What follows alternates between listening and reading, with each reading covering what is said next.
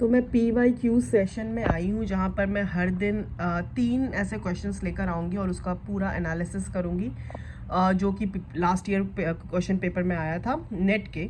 तो नेट हो आपके PhD लेवल का एंट्रेंस एग्ज़ाम हो, वो सारी चीज़ें इस PYQs के 3 क्वेश्चन से आई थिंक आपको हेल्प मिलेगा। तो हर दिन मैं आज से 3 सवाल लेकर आऊँगी आपके पास। तो आइए, सबसे पहला क्वेश्चन ये है कि transpersonal communication is conversing with relatives, conversing with the spirits and ancestors, conversing with divine या conversing with sages। ट्रांसपर्सनल कम्युनिकेशन किसे कहते हैं? अगर मैंने आपको कम्युनिकेशन समझाया होगा तो मैंने कम्युनिकेशन के टाइप्स को भी डिफाइन किया है। इफ़ आई एम नॉट अगर आप रिकॉल करना चाहते हैं तो आप वापस से रिकॉल कीजिए कि मैंने कम्युनिकेशन के 4 टाइप्स बताए थे, ओके। जिसमें था पहला type intrapersonal communication, intrapersonal communication. दूसरा था interpersonal communication, then group communication and then mass communication, okay.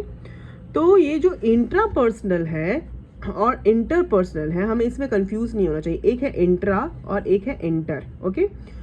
Intrapersonal में जहाँ पर पर्सन खुद अकेला इन्वॉल्व होता है, जहाँ वो खुद से बातें कर रहा होता है, उसको हम इंट्रापर्सनल कहते हैं। इंटरपर्सनल जहाँ एक और एक से अधिक व्यक्ति, आई मीन 1-2 व्यक्तियों के बीच का कॉन्वर्सेशन चल रहा हो, उसको हम इंटरपर्सनल कहते हैं। ग्रुप कम्युनिकेशन जहाँ पर कुल मिला के 6 से 12 लोग हों, या उसको हम एक ग्रुप कह सकते हैं, जैसे कि क्लासरूम हो गया, एक छोटा सा ग्रुप हो गया, डिस्कशन हो गया, उसको हम ग्रुप कम्युनिकेशन कह सकते हैं। और मास कम्युनिकेशन का मास है वो इनडिफाइंड है, वो उसका कोई लिमिट नहीं है कि कितने भी नंबर ऑफ ऑडियंस हो सकते हैं।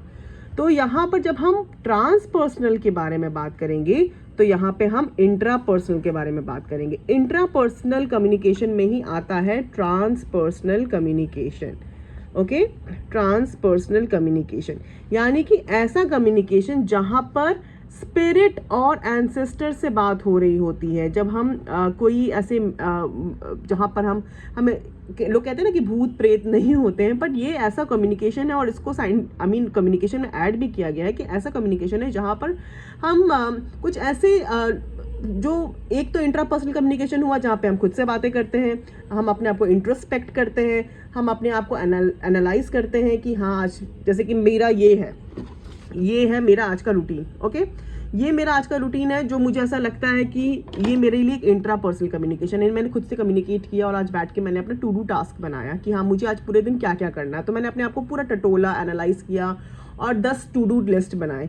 तो उस टू डू लिस्ट को मैं फिर बाद में टिक करते। तो ये ऑलमोस्ट ये मैंने किसी और के लिए नहीं बनाया, ये मैंने खुद के लिए बनाया है। और मैं खुद ही उसको एनालाइज करती हूँ, खुद ही उसको इंट्रोस्पेक्ट करती हूँ, खुद ही उसको समझती हूँ। तो ऐसे कम्युनिकेशन जहाँ पे आप इंट्रोस्पेक्ट करते हैं, खुद से वार्तालाप करते हैं, उसको हम इंट्रापर्सनल कहते हैं। और इसी इंट्रापर्सनल में एक ऐसा सेक्शन है इसको हम ट्रांसपर्सनल कहते हैं, जहाँ पे भूत प्रेत अपने पूर्वजों से भी बातचीत होती है, उसको हम कहते हैं ट्रांसपर्सनल। जहाँ पे converging with spirits and ancestor, यानी रिलेटिव के साथ कन्वर्सेशन नहीं है, डिवाइन के साथ कन्वर्सेशन नहीं है, सेजस के साथ कोई कन्वर्सेशन नहीं है। जहाँ पर हम सिर्फ स्पिरिट्स के साथ बातें करते हैं, एंसेस्टर के साथ बातें करते हैं, वो होता है ट्रांसपर्सनल कम्युनिकेशन। आई थिंक आपको ये बात कॉन्सेप्ट समझ में आ गया होगा। अब ये समझते हैं ये क्या है। Study of touching behaviour in non verbal communication is known as.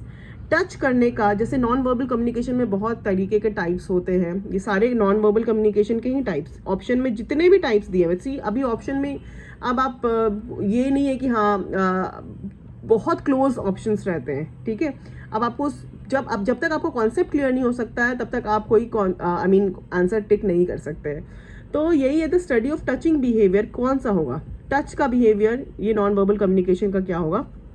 तो हैप्टिक जो है वो टच को ही डिफाइन करता है, इसको हम टचिंग बिहेवियर कहते हैं। हैप्टिक कम्युनिकेशन यानी कि टच करना, किसी को थपथपाना, किसी को हैंडशेक करना, ये एक तरीके का नॉन वर्बल कम्युनिकेशन है। आप कहते हैं ना कि कोई कह सकते हैं कि उसमें भी बहुत तरीके के कम्युनिकेट होता है। किसी का टच आपको वियर्ड लगता है, किसी का टच आपको कॉन्फिडेंस देता है, किसी का टच आपको मोटिवेट करता है, किसी का टच आपको डीमोटिवेट करता है। तो इसमें भी नॉन वर्बल हैप्टिक में बहुत तरीके के ये है। प्रॉक्सिमिक्स के बारे में बात करते हैं, जहाँ पर हम स्पेस के बारे में बात करें, यानी कि जहाँ पर हम स्पेस के बारे में बात करें। स्पेस वो स्पेस नहीं, वो ऊपर वाला चंद्रमा, वो सारी स्पेस के बारे में बात नहीं करी। स्पेस मतलब कि निकटता, यानी कि आपके पर्सनल स्पेस में कौन है, आपके पर्सनल स्पेस, आपके सोशल स्पेस में कौन है, ये सारे स्पेस होते हैं। इंटीमेट स्पेस में कौन है, इंटीमेट स्पेस होता है जहाँ पे आपके क्लोज रिलेटिव, आई मीन आपके क्लोज फैमिली मेम्बर्स होते हैं, जहाँ पे अपने मम्मी पापा, आपके हस्बैंड वाइफ बच्चे, ये इंटीमेट रिलेशनशिप में आते हैं। उसके बाद होता है पर्सनल रिलेशनशिप। पर्सनल रिलेशनशिप में थोड़े डिस्टेंस रिलेटिव्स आते हैं। उसके बाद आता है सोशल, उसमें सोशल में आते हैं बहुत तरीके के, आई मीन आपके फ्रेंड्स, आपके कॉलेज के कॉलीग्स, आपके जो भी है तमाम लोग। तो ये स्पेस को डिफाइन करता है प्रॉक्सिमिक्स। और क्रोमेटिक्स का मतलब होता है टाइम, इसका संबंध होता है टाइम से। टाइम का कैसे नॉन वर्बल कम्युनिकेशन से मतलब है, जैसे कि टाइम, अगर आप पंक्चुअल हैं तो ये भी नॉन वर्बल कम्युनिकेशन। आपको 7 बजे का समय दिया गया कि आपको बस स्टॉप पे रहना है और वहाँ से आपको पिक किया जाएगा पिकनिक के लिए। तो आप अगर पंक्चुअल हैं तो आप टाइम पे पहुँचेंगे। और अगर आप रोज़ कॉलेज टाइम पे आ रहे हैं, अगर आपने आप 365 डेज में समझ लीजिए, आप 360 डेज आपने पंक्चुअलिटी की, उसमें से 1-2 दिन अगर आप पंक्चुअल नहीं हुए तो भी आप पंक्चुअल ही कहलाएंगे। तो टाइम बहुत बड़ा डिफाइन करता है आपकी पर्सनालिटी को, कि आप कितने पंक्चुअल हैं, आप बातों को कितने सीरियसली सुनते हैं, आप कितने विलिंगनेस दिखाते हैं समय पे आने के लिए। तो ये होता है, इस चीज़ को डिफाइन करता है। और ये है ऑक्यूलिसिस, इसको कहते हैं स्टडी ऑफ आई मूवमेंट, जहाँ पर आंखों के इशारों से कम्युनिकेट होता है, उसको हम स्टडी ऑफ आई मूवमेंट कहते हैं, या स्टडी ऑफ बिहेवियर। यानी कि अगर आपकी आंखें बता रही हैं कि आप बोर हो रहे हैं, आपकी आंखें बता रही हैं कि आप गुस्से में हैं, आपकी आंखें बता रही हैं कि आप उत्साहित है कुछ जानने के लिए, आपकी आंखें बता रही हैं कि आप परेशान हैं, इरिटेट हो रहे हैं सामने वाले के लिए, आपकी आंखें बहुत कुछ कम्युनिकेट करती हैं। तो ये इस चीज़ को डिफाइन करता है। ओके, आई गेस ये भी आपको समझ में आ गया होगा। आइए तीसरे क्वेश्चन और आखिरी क्वेश्चन पर आते हैं। तीसरा क्वेश्चन ये है कि gate keeping in newspaper is usually associated with. Gate keeping newspaper के किस चीज़ से एसोसिएट होता है? व्यूज़ से, न्यूज़ से, फीचर से, एडवर्टीजमेंट से। तो एडवर्टीजमेंट का कोई लेना देना नहीं है गेट कीपिंग से। एडवर्टीजमेंट ज़रूरी होता है, लेकिन गेट कीपिंग का इससे कोई लेना देना नहीं है। फीचर का भी इससे कोई लेना देना नहीं है। व्यूज़ का भी इससे कोई लेना देना नहीं। जब हम न्यूज़पेपर के बारे में बात कर रहे हैं तो गेट कीपिंग की बात हो रही है, तो इसका सीधा संबंध है न्यूज़ से। यानी कि गेट कीपिंग फिल्टरेशन की बात करता है। जब भी हम गेट कीपिंग की बात करेंगे तो हम फिल्टरेशन की बात करेंगे। अगर आपके सोसाइटी में कोई गार्ड है तो वो गार्ड आपकी सोसाइटी की फिल्ट्रेशन का काम करता है, यानी किसको एंट्री देनी है, किसको एंट्री नहीं देनी है। ठीक है, जैसे कि अगर आपने कोई अननेसेसरी आदमी आपकी सोसाइटी के अंदर ना एंटर कर जाए, ये गार्ड का काम है कि उसको गेट कीपिंग करना, उसको बाहर निकालना। तो ठीक वैसे ही गेट कीपिंग इन न्यूज़पेपर करने का मतलब होता है कि न्यूज़ को जो न्यूज़ इम्पॉर्टेंट है उस न्यूज़ को अखबार में रखना, जो चीज़ें इम्पॉर्टेंट नहीं है उसको बाहर निकाल देना। यानी कि आपके न्यूज़पेपर के हिसाब से आपको नहीं लगता कि वो इतना प्रोमिनेंट न्यूज़ है कि आप अपने अखबार के पेज में उसको रख सको, तो आप उसको बाहर निकालते हो। तो गेट कीपिंग इन न्यूज़पेपर का मतलब होता है न्यूज़ से। तो ये था आज 3 इंपॉर्टेंट क्वेश्चन। नेक्स्ट क्लास में 3 और नए क्वेश्चन के साथ आऊँगी।